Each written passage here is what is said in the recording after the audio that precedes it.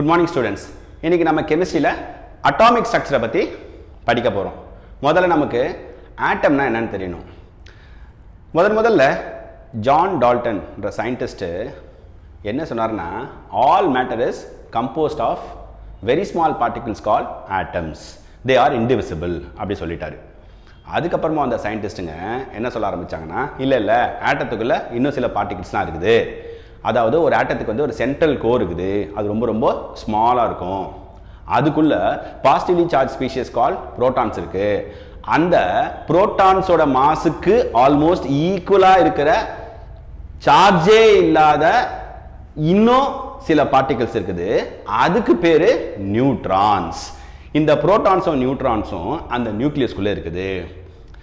இந்த நியூக்ளியஸை சுற்றி negatively charge species கால் electrons circular பாத்தில், அதாவது அது அவங்க ஆர்பிட்னாங்க, ஆர்பிட்ஸில் சுற்றி வருது.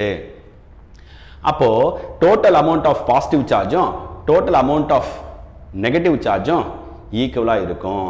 அதாவது எல்லா ஆட்டமும் எலக்ட்ரிக்கலி நியூட்ரலாக இருக்கும். இப்படின்ற சில விஷயங்கள்லாம் அவங்க சொன்னாங்க. ஜே தாம்சன் என்ற சயின்டிஸ்ட் என்ன பண்ணாருன்னா, அவர் ஒரு கேத்தோட் ரே எக்ஸ்பெரிமெண்ட்டை செஞ்சார். அந்த கேத்தோட் ரே எக்ஸ்பெரிமெண்ட்டை செஞ்சு முடித்த பிறகு அவர் என்ன சொன்னாருன்னா, ஒரு ஆட்டம் எதுக்கு சிமிலராக இருக்குன்னு கேட்டிங்கன்னா, வாட்டர் மெலானுக்கு சிமிலராக இருக்கும். அதான் அந்த மாடலை வாட்டர் மெலான் மாடல்னு சொல்லுவாங்க.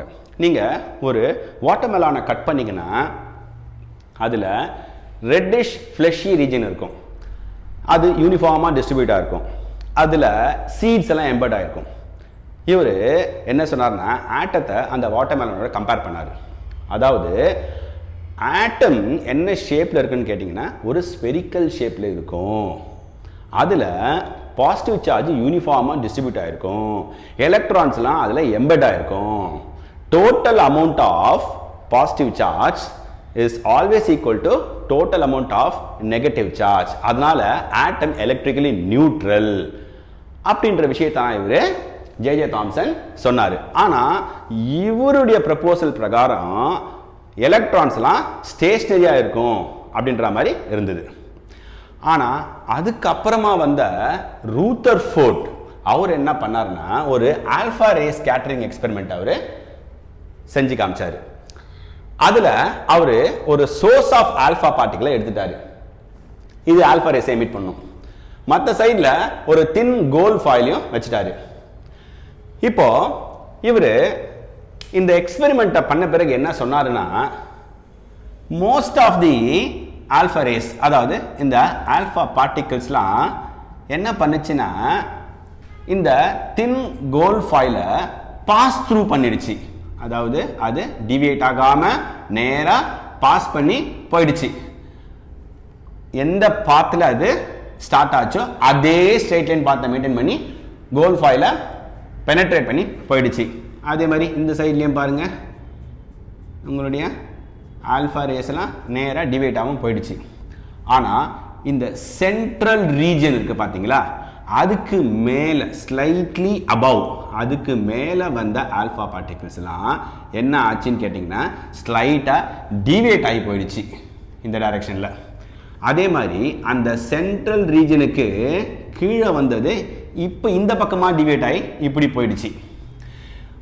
கரெக்டா அந்த சென்ட்ரல் ரீஜனுக்கு நேரா வந்த ஆல்பா ரேஸ், அந்த ஆல்பா பார்ட்டிகிள்ஸ் எல்லாம் அப்படியே 180 டிகிரிக்கு டிஃப்ளெக்ட் ஆகி எந்த பாத்துல வந்துச்சோ அதே பாத்துல அது ரிப்பல் ஆகி வந்த பாத்தையே ரீட்ரேஸ் பண்ணி போயிடுச்சு. இதுல இருந்து அவர் என்ன கன்க்ளூட் பண்ணாருன்னா,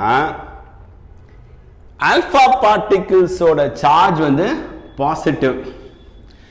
இந்த ஆல்பா பார்ட்டிகிள்ஸ் எல்லாம் இந்த சென்ட்ரல் ரீஜனுக்கு கிட்ட வரும்போது டிவியேட் ஆகுது. கரெக்டா இந்த சென்ட்ரல் ரீஜனுக்கு நேரா வரும்போது 180 டிகிரிஸ்க்கு ரிப்பல் ஆகி டிஃப்ளெக்ட் ஆகி வந்த பாத்தையே அது ரீட்ரேஸ் பண்ணுதுன்னா, இந்த சென்ட்ரல் ரீஜனும் பாசிட்டிவ் சார்ஜா தான் இருக்கணும். அப்போ இந்த சென்ட்ரல் ரீஜனுக்குள்ள பாசிட்டிவ்லி சார்ஜ் ஸ்பீஷியஸ் கால் புரோட்டான்ஸ் எக்ஸிஸ்ட் ஆகுது. அதுல சார்ஜே இல்லாத நியூட்ரல் பார்ட்டிகல்ஸ் கால் நியூட்ரான்ஸும் இருக்குதுன்னு சொன்னாரு. அப்போ இவர் என்ன சொன்னாருன்னா, ஒரு ஆட்டம்ல சென்ட்ரல் ரீஜன் இருக்கு, அந்த சென்ட்ரல் கோர் வந்து ரொம்ப ஸ்மாலா இருக்கும், அதுக்கு பேர் நியூக்ளியஸ். நியூக்ளியஸ்க்குள்ள புரோட்டான்ஸ் நியூட்ரான்ஸ் இருக்கு. அந்த நியூக்ளியஸை சுத்தி ஹை ஸ்பீட்ல எலக்ட்ரான்ஸ்லாம் சர்க்குலர் பாத்ல, அதாவது அந்த சர்க்குலர் பாத்துக்கு பேர் ஆர்பிட்ஸ், ஆர்பிட்ஸ்ல சுத்தி வருது அப்படின்னு சொல்லிட்டாரு அவரு. அதே மாதிரி total amount of positive charges equal to total amount of negative charge, அதாவது ஆட்டம்ஸ் எலக்ட்ரிக்கலி நியூட்ரல் விஷயத்தையும் அவர் சொல்லிட்டாரு. ஆனா இவருடைய ஆட்டம் மாடல் ஃபெயிலியர் ஆகுது. ஏன் இவருடைய ஆட்டம் மாடல் ஃபெயிலியர் ஆகணும்? ஏன்னா எலக்ட்ரான்ஸ் எல்லாம் சர்க்குலர் பாத்தில், அதாவது ஆர்பிட்ஸ்ல ஹை ஸ்பீட்ல சுத்தும் போது அது நிச்சயமா ஆக்சலரேட் ஆகும். ஏன்னா எலக்ட்ரான் வந்து நெகட்டிவ்லி சார்ஜ் ஸ்பீஷியஸ். சார்ஜ் ஸ்பீஷியஸ்லாம் உங்களுக்கு சர்க்குலர் பாத்தில், சர்க்குலர் ஆர்பிட்ஸ்ல சுத்தும் போது அது ஆக்சலரேட் ஆகும். Any accelerating particle will continuously start losing energy. அது வந்து எனர்ஜியை ரேடியேட் பண்ணும், எனர்ஜியை லூஸ் பண்ணும் சர்க்குலர் பாத்தில் சுற்றும் போது. ஃபர்ஸ்ட் ஆஃப் ஆல் நீங்கள் கேட்பீங்க, ஏன் சர்க்குலர் பாத்தில் சுற்றினா எலக்ட்ரான்ஸ் எல்லாம் ஆக்சலரேட் ஆகணும்? ஆக்சலரேஷன் வந்து உங்களுக்கு ஒரு வெக்டர் குவான்டிட்டி, அதாவது மேக்னிடியூடும் இருக்கும், டைரக்ஷனும் இருக்கும். என்னதான் சேம் ஸ்பீடில் எலக்ட்ரான் சுற்றினாலும், ஆனால் சர்க்குலர் பாத்தில் கண்டினியூஸாக என்ன மாறிட்டே இருக்கும்? உங்களுக்கு டைரக்ஷன் மாறிட்டே இருக்கும். அப்போது ஒரு வெக்டர் குவான்டிட்டினா மேக்னிடியூடும் இருக்கும், டைரக்ஷனும் இருக்கும். மேக்னிடியூட் மாறினாலும் அந்த வெக்டர் குவான்டிட்டி மாறிடும், டைரக்ஷன் மாறினாலும் அந்த வெக்டர் குவான்டிட்டி மாறிடும். இதில் மேக்னிடியூட் மாறல, ஆனால் டைரக்ஷன் மாறுதில்ல. ஏன்னா அது சர்க்குலர் பாத்தில் போதில்ல, கண்டினியூஸாக அப்போ டைரக்ஷன் மாறிட்டே இருக்கும் இல்லைங்களா? அதனால அந்த வெக்டர் குவான்டிட்டி, அந்த வெக்டர் குவான்டிட்டி என்னது? உங்களுக்கு வெலாசிட்டி. அந்த வெலாசிட்டி மாறிட்டே இருக்கும். அந்த எலக்ட்ரான்ஸ்லாம் சர்க்குலர் ஆர்பிட்ல போகும்போது வெலாசிட்டி மாறிட்டே இருக்கும். ஏன்னா ஆக்சலரேஷன் உங்களுக்கு தெரியும். What is acceleration? dv by dt, அதாவது change in velocity with respect to time. இங்க வெலாசிட்டி கண்டினியூஸா மாறுது. ஏன்னா எலக்ட்ரான்ஸ்லாம் சர்க்குலர் ஆர்பிட்ல போகும்போது உங்களுக்கு கண்டினியூஸா டைரக்ஷன் மாறதுனால வெலாசிட்டி மாறும். வெலாசிட்டி மாறினாலே உங்களுக்கு ஆக்சலரேஷன் வந்துடும். அப்போ எனி சார்ஜ் பார்ட்டிகல் ஆக்சலரேட் ஆச்சுனாலே அது எனர்ஜியை கண்டினியூஸாக லூஸ் பண்ண ஆரம்பிச்சிடும். அதனால எலக்ட்ரான்ஸ் என்ன பண்ணுன்னு கேட்டிங்கன்னா, சர்க்குலர் ஆர்பிட்டில் போகும்போது ஃபஸ்ட்டு இந்த மாதிரி அப்படி பெரிய சர்க்குலர் ஆர்பிட்டில் போயிட்டு அப்படியே எனர்ஜியை லூஸ் பண்ணதுனால அப்படியே கொஞ்சம் கொஞ்சமாக ஸ்பைரல் அவுட் ஆகும். உங்களுக்கு ஸ்பைரல் அவுட் ஆகிட்டு கண்டினியூஸாக எனர்ஜியை லூஸ் பண்ணி ஃபைனலாக எல்லா எலக்ட்ரான்ஸும் இந்த நியூக்ளியஸை வந்து ஹிட் பண்ணும். அப்போது இந்த நியூக்ளியஸை வந்து எல்லா எலக்ட்ரானும் ஹிட் பண்ண உடனே ஆட்டமே கொலாப்ஸ் ஆகிடும். அப்போது மேட்டரே எக்ஸிஸ்ட் ஆகாது. ஆனால் இன் ரியாலிட்டி என்னன்னு கேட்டிங்கன்னா, உங்களுக்கு மேட்டர் எக்ஸிஸ்ட் ஆகுது, அப்போ ஆட்டம் எக்ஸிஸ்ட் ஆகுது. அதை இவரால் எக்ஸ்பிளைன் பண்ண முடியலை. அதே மாதிரி இந்த ஹைட்ரஜன் ஆட்டம்ஸ், அந்த ஹைட்ரஜன் மாலிகூல்ஸ்க்கெலாம் பார்த்தீங்கன்னா அதை மேக்னெட்டிக் ஃபீல்டில் வைக்கும் போது உங்களுக்கு ஸ்பெக்ட்ரல் லைன்ஸ் உங்களுக்கு தெரிய ஆரம்பிக்கும். அந்த ஸ்பெக்ட்ரல் லைன்ஸை பற்றிலாம் இவரால் என்ன பண்ண முடியல? எக்ஸ்பிளைன் பண்ண முடியலை. அதனால இவருடைய ரூதர்ஃபோர்டுடைய ஆட்டம் மாடல் ஃபெயிலியர் ஆகுது. ரூதர்ஃபோர்டுக்கு அப்புறமா நீல்ஸ் போர் என்ற சயின்டிஸ்ட் வந்து அவருடைய ஆட்டம் மாடலை அவர் ப்ரப்போஸ் பண்ணுறாரு. அவர் என்ன சொல்கிறாருன்னா, இல்லை ஆட்டம்லாம் கொலாப்ஸ் ஆகாது, ஏன்னா மேட்டர்லாம் எப்பவுமே எக்ஸிஸ்ட் ஆகும். அதாவது எலக்ட்ரான்ஸ்லாம் ரேடியேட் பண்ணாமல், எனர்ஜியை ரேடியேட் பண்ணாமல் ஆர்பிட்ஸில் நான் ஸ்டாப்பாக சுற்றிட்டே தான் இருக்கும். ஆனால் அதுக்கு சில கண்டிஷன்ஸ் இருக்குது. அதாவது இந்த ஆர்பிட்ஸ் எல்லாம் அந்த சர்க்குலர் பாத், எலக்ட்ரான்ஸ் சுற்றி வருது, அந்த சர்க்குலர் பாத், அதுக்கு பேர் தான் ஆர்பிட்ஸ். இந்த ஆர்பிட்ஸ் எல்லாம் சம் அமௌண்ட் ஆஃப் எனர்ஜியோட அசோசியேட் ஆகிருக்கு. அதனால அந்த ஆர்பிட்ஸ் நம்ம என்ன சொல்லலாம்னா, எனர்ஜி லெவல்ஸ்னு சொல்லலாம், எனர்ஜி ஷெல்ஸ்னு சொல்லலாம். இதுக்கெல்லாம் சில நம்பர்ஸ் இருக்கு. அதாவது இந்த ஃபர்ஸ்ட் ஷெல்ல என்ன சொல்லலாம்னா கே ஷெல்னு சொல்லலாம், செகண்ட் ஷெல்ல எல் ஷெல்னு சொல்லலாம், தேர்டை எம் ஷெல்னு சொல்லலாம், ஃபோர்த் என் ஷெல்னு சொல்லலாம். அதாவது அவர் என்ன சொல்றாருன்னா, கே ஷெல்னா அதோட நம்பர் வந்து 1, அப்போ 1 ரெப்ரசன்ட்ஸ் கே ஷெல், 2ன்ற நம்பரு எல் ஷெல்லை சொல்லுது, 3ன்ற நம்பரு எம் ஷெல்லை சொல்லுது, 4 என் ஷெல்லை சொல்லுது, அண்ட் ஸோ ஆன். அப்போ இந்த ஆர்பிட்ஸ்க்கெல்லாம் அவர் என்ன சொல்றாரு? எனர்ஜி ஷெல்ஸ்னு சொல்றாரு, இல்லைன்னா எனர்ஜி லெவல்ஸ்னு சொல்லலான்றாரு. இதுக்கெல்லாம் நம்பர்ஸ் இருக்கு. இந்த நம்பர் எல்லாம் எந்தெந்த ஷெல்லை குறிக்குதுன்ட்டு அவர் சொல்லிட்டாரு. அதே மாதிரி எலக்ட்ரான்ஸ் எல்லாம் ஒரு பர்டிகுலர் எனர்ஜி ஷெல்ல, அதாவது பர்டிகுலர் எனர்ஜி லெவலில் நியூக்ளியஸை சுற்றி வரும்போது அது எனர்ஜியே ரேடியேட் பண்ணாது, அது எனர்ஜி லூஸ் பண்ணாது. அதனால் கண்டினியூஸாக நான் ஸ்டாப்பாக அது நியூக்ளியஸை சுற்றி சுற்றி வந்துகிட்டே இருக்கும். அந்த பர்டிகுலர் எனர்ஜி லெவலுக்கு பேர் தான் ஸ்டேஷ்னரி எனர்ஜி லெவல். அப்போது ஒரு எலக்ட்ரான் ஸ்டேஷ்னரி எனர்ஜி லெவலில் சுற்றுற வரைக்கும் எனர்ஜியை லூஸ் பண்ணவே பண்ணாது. ஆனால் அதுக்கு ஒரு கண்டிஷன் இருக்குது. என்ன கண்டிஷன் கேட்டிங்கன்னா, எலக்ட்ரான்ஸ் சர்க்குலர் ஆர்பிட்டில் சுற்றி வரும்போது அதுக்கு ஆங்குலர் மொமெண்டம் கிடைச்சிடும். அந்த எலக்ட்ரானோட ஆங்குலர் மொமெண்டம், அதாவது ஆங்குலர் மொமெண்டம், எலக்ட்ரானோட ஆங்குலர் மொமெண்டம் எதுக்கு ஈக்குவலாக இருக்கணும்னு கேட்டிங்கன்னா, இன்டெக்ரல் மல்டிபிள் ஆஃப் h/2π. அதாவது n வந்து இன்டிஜர், அதனால நான் என்ன சொல்கிறேன் உங்களுக்கு, integral multiple of h/2π. Angular momentum எலக்ட்ரானை நம்ம எப்படி சொல்லலாம், Lலாம். அதாவது லீனியர் மொமெண்டமுக்கு மாஸ் இன்டு வெலாசிட்டி, அதோட ரேடியஸை மல்டிப்ளை பண்ணிட்டீங்கன்னா உங்களுக்கு mvr என்ற ஆங்குலர் மொமெண்டம் கிடைக்கும். அதுதான் L. இந்த angular momentum must be equal to integral multiple of h/2π. இந்த கண்டிஷனை எந்தெந்த எலக்ட்ரான்ஸ் எல்லாம் சாட்டிஸ்ஃபை பண்ணுதோ அந்த எலக்ட்ரான்லாம் அதோட பெர்மிட்டட் ஆர்பிட்ஸ், அதாவது அதோட ஸ்டேஷனரி எனர்ஜி லெவல்ஸ்ல நான் ஸ்டாப்பா நியூக்ளியஸை ரேடியேட் பண்ணாம, எனர்ஜி ரேடியேட் பண்ணாம சுத்தி சுத்தி வரும். ஃபார் எக்ஸாம்பிள், இப்போ நம்ம ஒரு எலக்ட்ரானோட angular momentum 3.165 into 10 to the power of -34 வச்சுப்போம். இது வந்து ஒரு எலக்ட்ரானோட angular momentum 3.165 into 10 to the power of -34. இப்போ நம்மளுக்கு n தெரியல, ஏன்னா ஒரு n ஒரு இன்டிஜர். ஆக்சுவலாக அந்த இன்டிஜர் நம்மளுக்கு என்னன்னு தெரியல. ஆனால் h/2π தெரியும் நம்மளுக்கு. h வந்து பிளாங்க்ஸ் கான்ஸ்டன்ட். அதை எதாவது டிவைட் பண்ணுறோம் நம்ம, 2 into பையோட வேல்யூ 3.14. அப்போ Planck's constant by 2 into 3.14 divide பண்ணிட்டா நம்மளுக்கு என்ன கிடைக்குது, நம்மளுக்கு 1.055 into 10 to the power of -34 கிடைக்குதுன்னு வச்சுங்களேன். இப்போ அந்த எலக்ட்ரானோட angular momentum 3.165 10 to the power of -34 தெரிஞ்சிச்சு. ரைட் ஹேண்ட் சைடில் 1.055 10 to the power of -34 இருக்கு. பட் n வேல்யூ தெரியல. n வந்து என்னது உங்களுக்கு, அது ஒரு இன்டிஜர். n என்ன வேல்யூ எடுக்கலாம்னு கேட்டிங்கன்னா, n can take any integral value. அதாவது என்னவா இருக்கும் உங்களுக்கு, n is equal to, நான் இங்கே எழுதுறேன்னு, n வேல்யூ என்னவா இருக்குன்னா 1 2 3 4 and so on அப்படி இருக்கும். அப்போ இந்த n-க்கு நம்ம ஏதோ ஒரு வேல்யூ சப்ஸ்டிட்யூட் பண்ணா இந்த எலக்ட்ரானோட ஆங்குலர் மொமெண்டம் லெஃப்ட் ஹேண்ட் சைடில் இருக்குது பார்த்தீங்களா, அதுக்கு ஈக்குவலாக ரைட் ஹேண்ட் சைடு ரிசல்ட் வந்துடும். அப்போ நம்ம என்ன போடலான்னு கேட்டிங்கன்னா, 3 into 1.055 into 10 to the power of -34.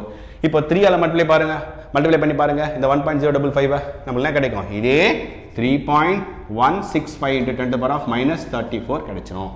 அப்போ இதில் நம்மளுக்கு என்ன புரியுதுன்னா, அதாவது 3.165 10 to the power of -34 என்ற ஆங்குலர் மொமெண்டம் இருக்கிற எலக்ட்ரான் எந்த ஆர்பிட்டில் சுற்றணும், தேர்ட் ஆர்பிட்டில் சுற்றணும். அந்த தேர்ட் ஆர்பிட் தான் இந்த ஆங்குலர் மொமெண்டம் இருக்கிற எலக்ட்ரானோட ஸ்டேஷனரி எனர்ஜி லெவல், அதாவது அதோட stationary orbit or permitted orbit. அப்போ இந்த தேர்ட் ஆர்பிட்ல அது சுத்துற வரைக்கும் அந்த எலக்ட்ரான் எனர்ஜியை ரேடியேட்டே பண்ணாது. நான் ஸ்டாப்பா கண்டினியூஸா நியூக்ளியஸை சுத்தி சுத்தி வந்துட்டே இருக்கும். சரி, அப்போ எப்போ அது எனர்ஜி ரேடியேட் பண்ணும், இங்க பாருங்க.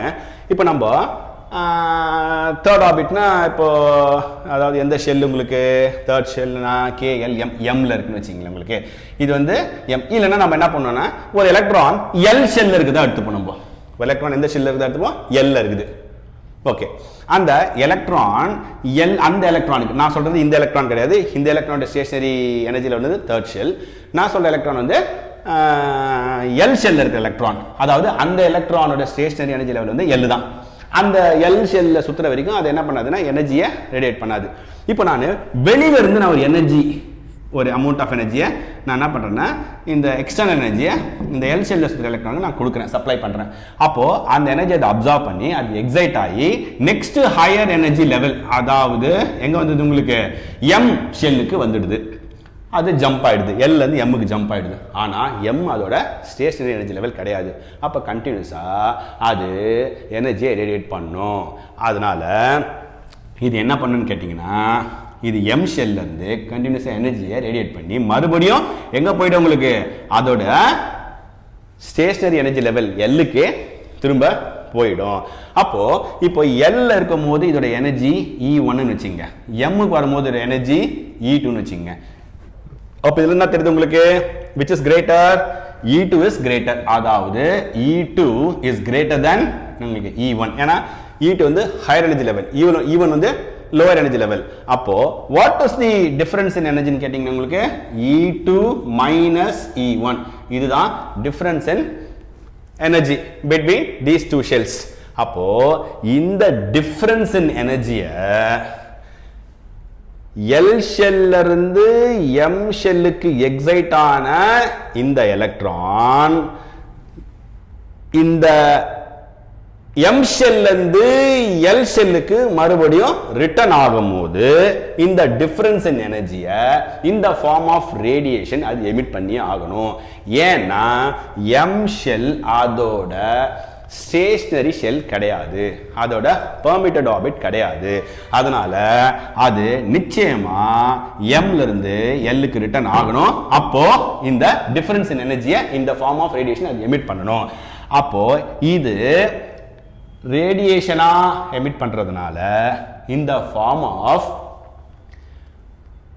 வேவ் ஈக்குவேஷன் நான் எழுத போறேன். அதாவது E2 minus E1 is equal to h into nu. இதில் ஃப்ரீக்வன்சி வந்து இருக்குது. ஃப்ரீக்வன்சினாலே it is associated with some wave form.